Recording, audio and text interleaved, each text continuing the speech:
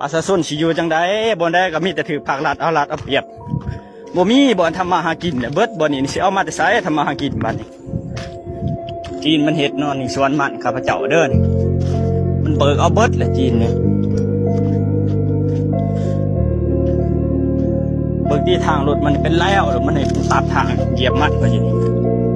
แต่ก่อนนี่ดินอยู่นี่บ่ทันได้เส้นให้มันได้เดี๋ยวนี้มาเดี๋ยวนี้มันเฮ็ดของข่อยเบิด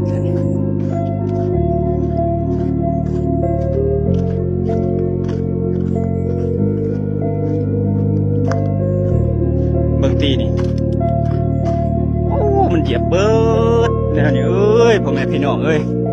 ประชาชนสิอยู่จังไดบ่ได้ก็มีแต่ถือภาครัฐเอารัฐเอาเปรียบ